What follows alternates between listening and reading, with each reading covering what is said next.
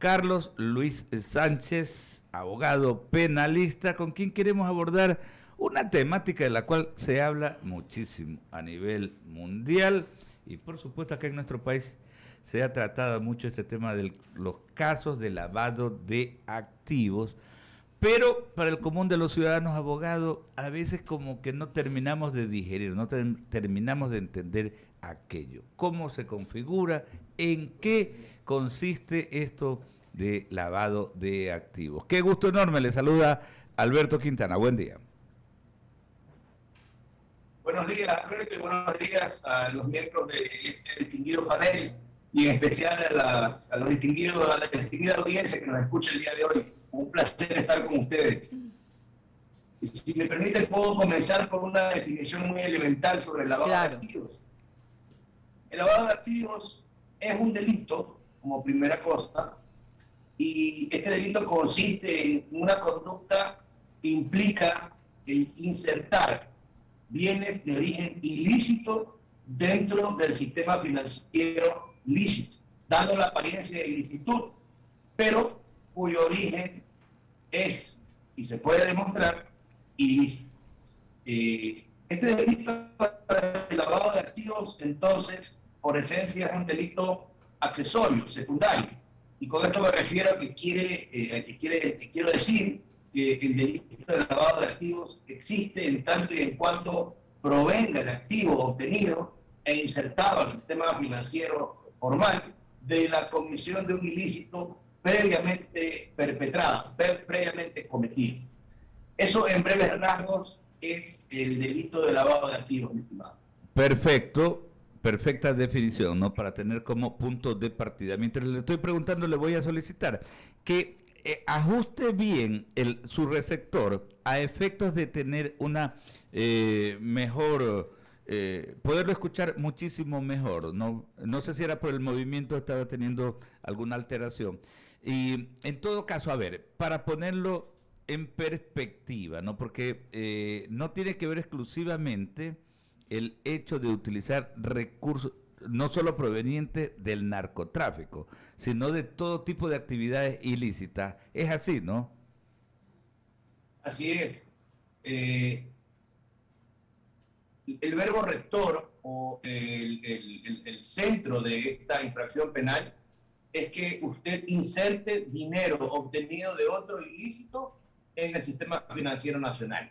Y mire que el artículo 317 del Código Orgánico Integral Penal, que es el artículo que tipifica y reprime el delito de lavado de activos, no lo subsume específicamente a ninguna infracción penal.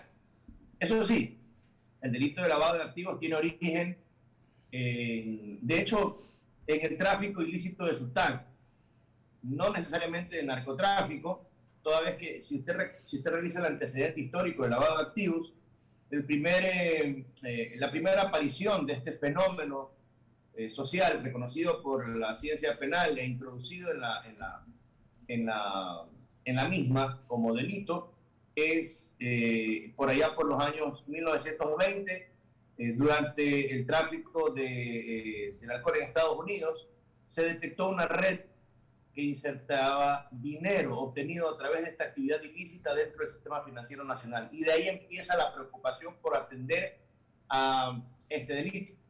Luego, obviamente, con el paso del tráfico ilícito de sustancias entre el alcohol hacia el narcotráfico, pues obviamente esta actividad comercial ilícita exponenció la comisión de este delito y definitivamente con eso este fenómeno que fue algo identificable por allá por los 1920, en general y en específico en países como Ecuador, en países que dentro de Latinoamérica está inmerso en el narcotráfico, en este fenómeno del narcotráfico, pues está muy presente.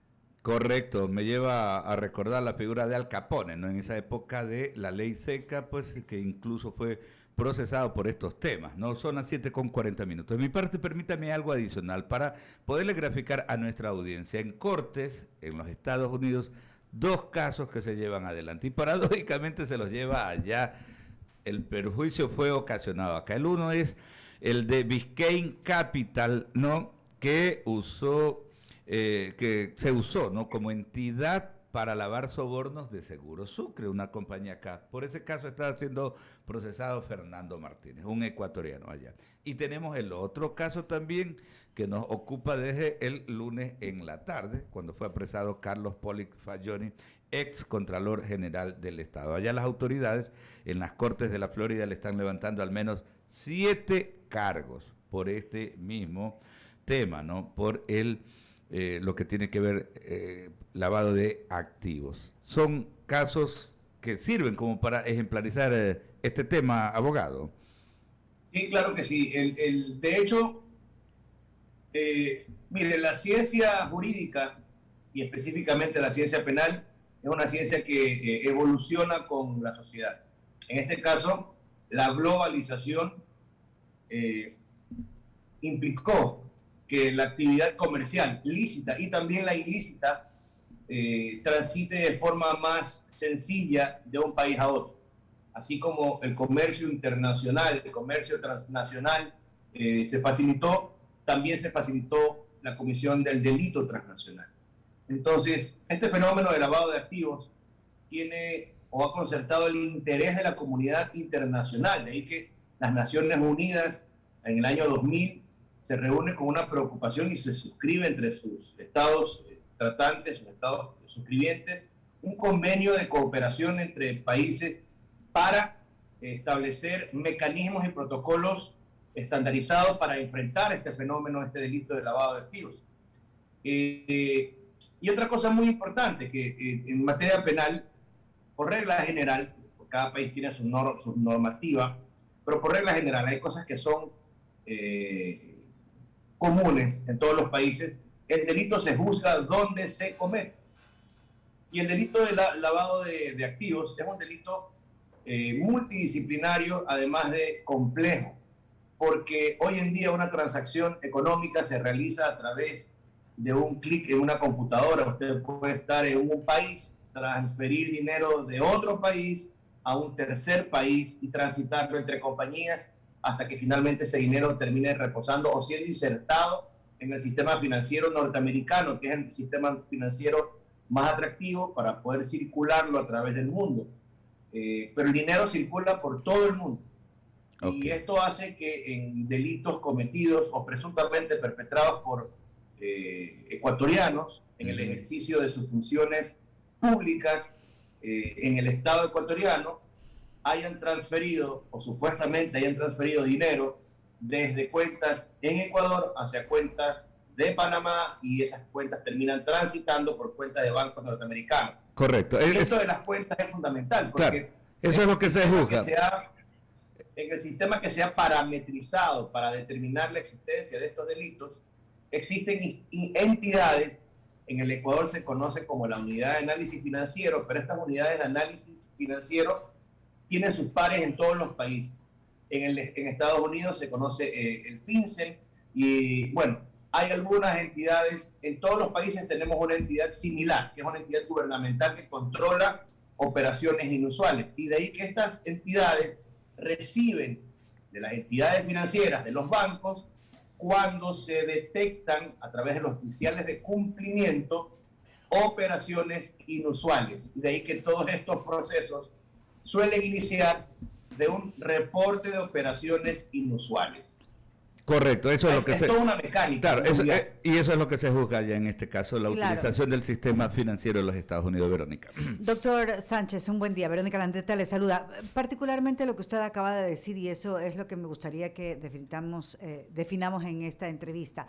¿Cuáles son los mecanismos que deben alertar estas operaciones irregulares que se convierten en lavado de activos? Usted ha mencionado la UAFE, que definitivamente pues debería dar una especie de, yo me acuerdo que daba una especie de informe anual para ir controlando, ¿no verdad?, estas operaciones irregulares. Le pregunto esto porque vemos que, por ejemplo, en el caso Biscayne, que lo acaba de anotar Alberto Quintana, y en muchos otros casos, son las autoridades de otros países quienes definitivamente hacen el trabajo y no aquí. ¿Qué es lo que falla? Bueno, la primera línea para detectar la inusualidad de los movimientos financieros definitivamente la tienen las entidades bancarias.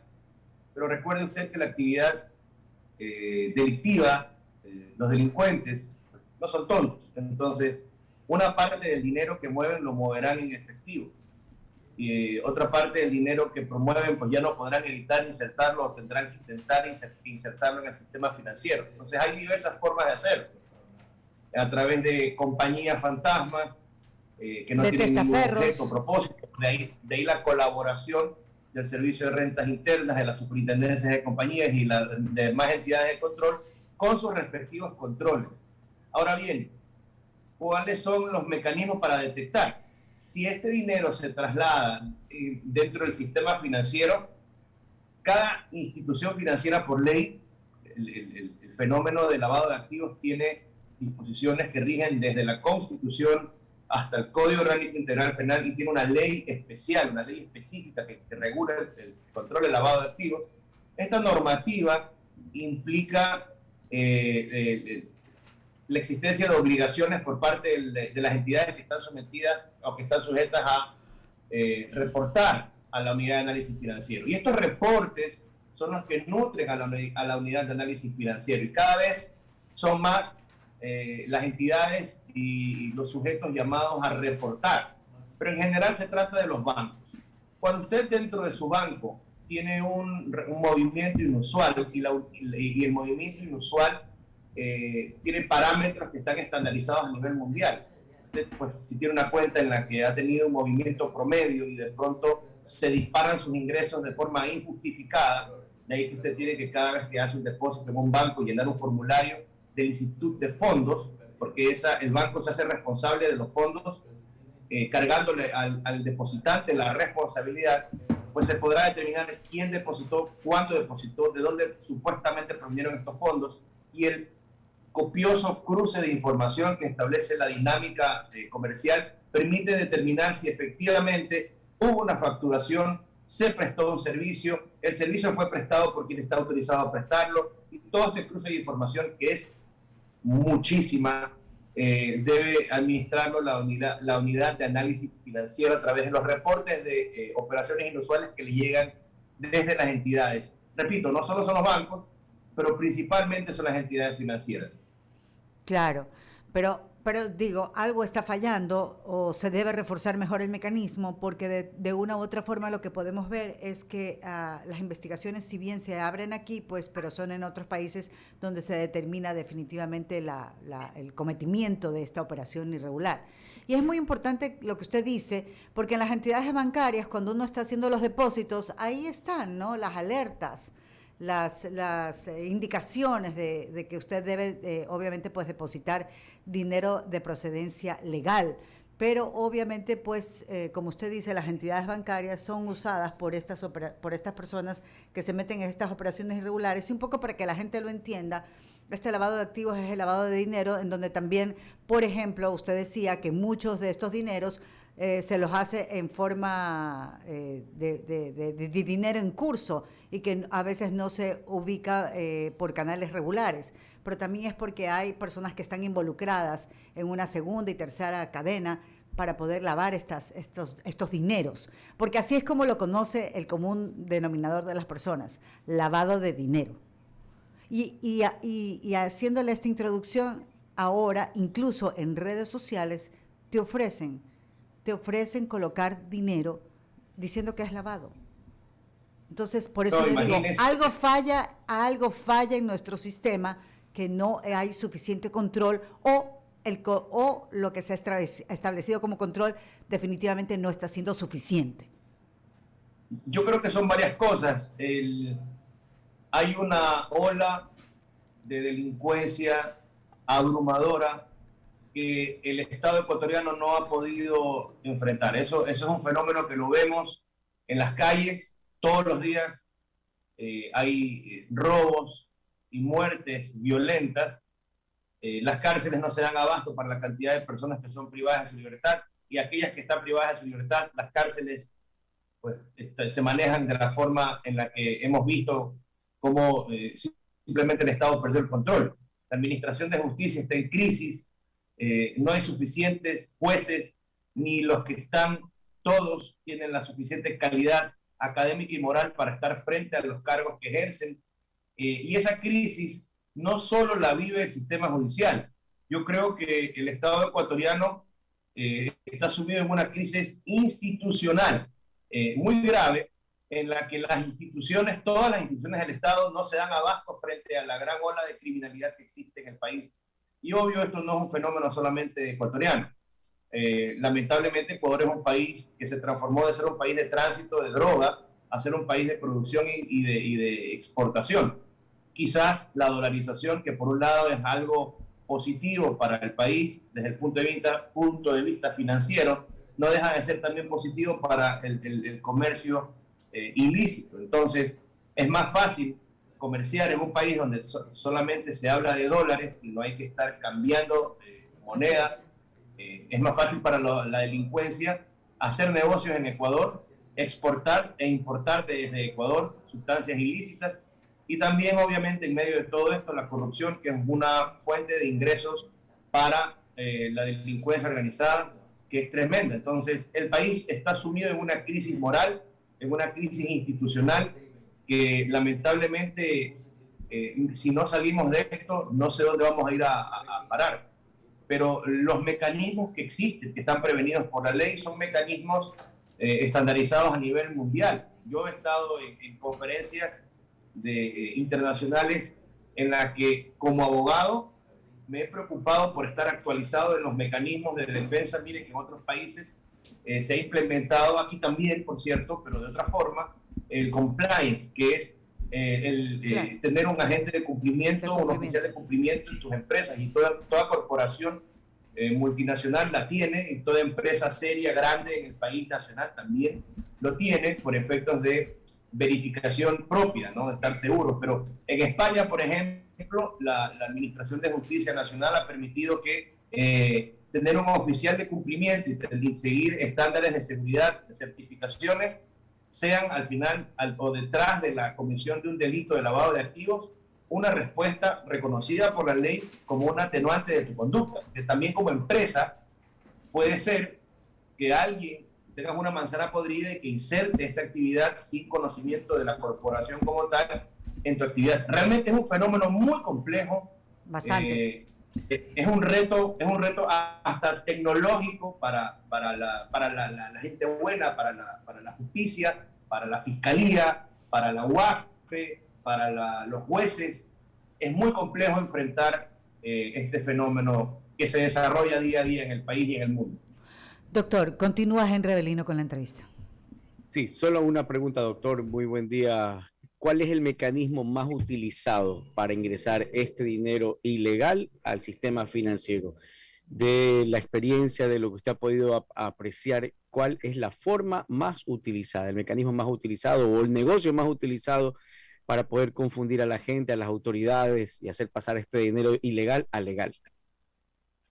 Bueno, gracias por la pregunta, muy interesante. La dinámica comercial se ha vuelto tan diversa que es una pregunta difícil de responder, porque la delincuencia está un paso adelante. Típicamente, el lavado de activos se disfraza a través del testaferrismo.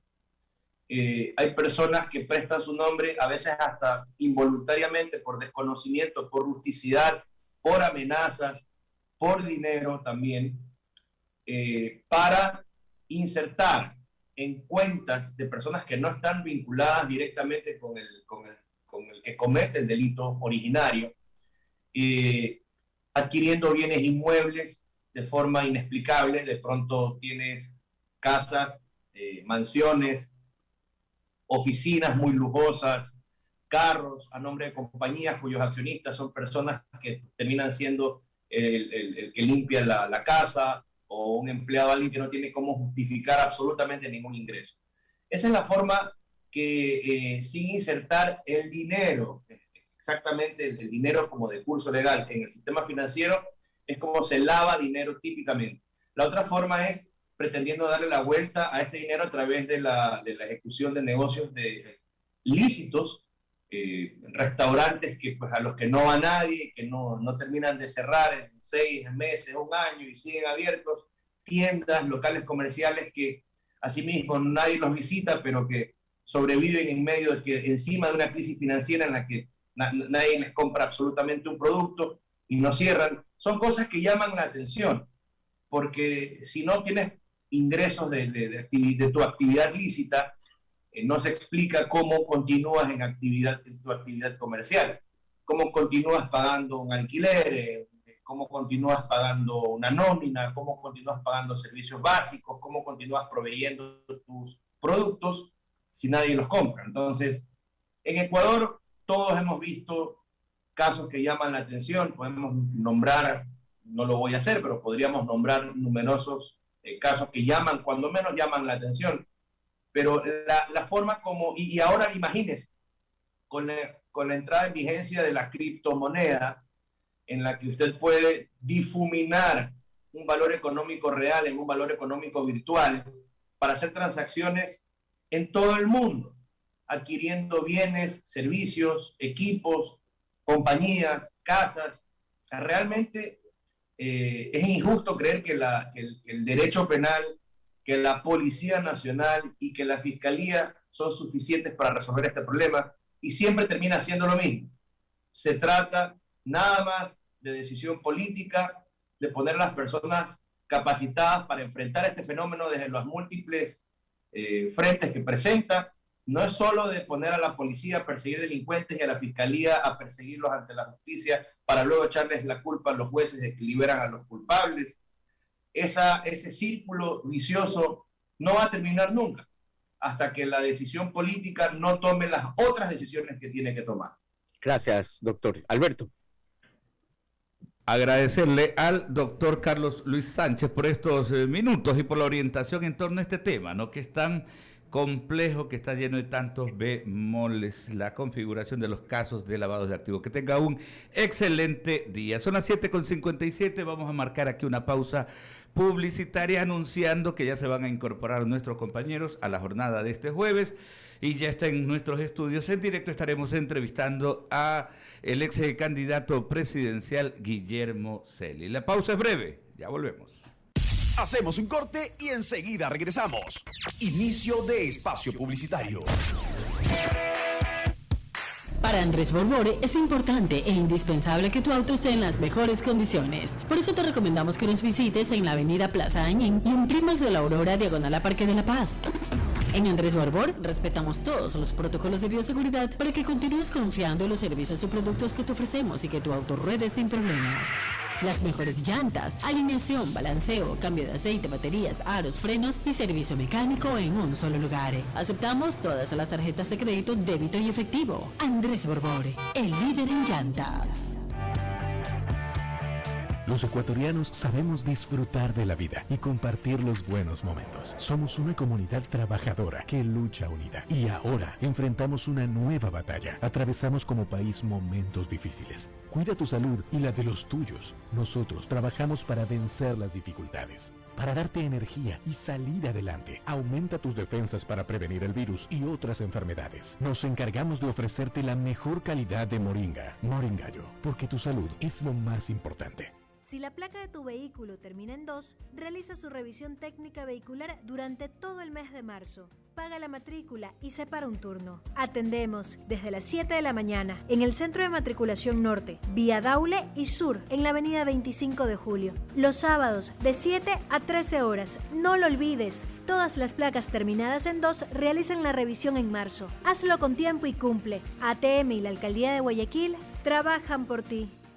Genera Trust, administradora de fideicomisos, empresa de larga trayectoria y respetabilidad.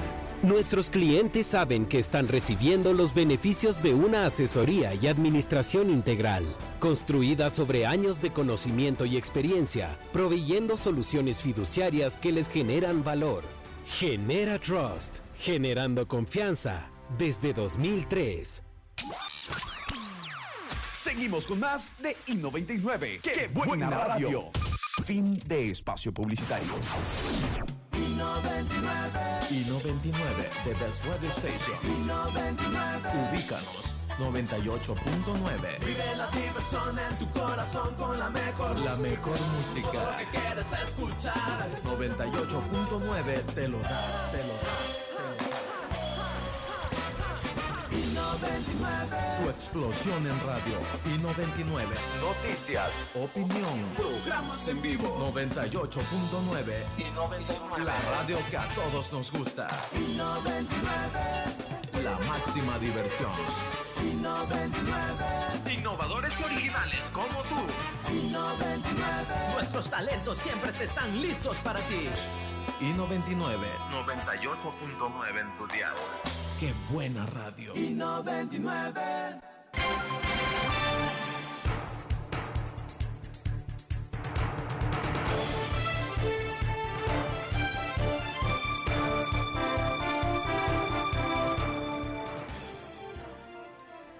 Bueno, ya estamos otra vez conectando aquí con el diálogo de la mañana. Ya damos la bienvenida a Lucía Jaramillo.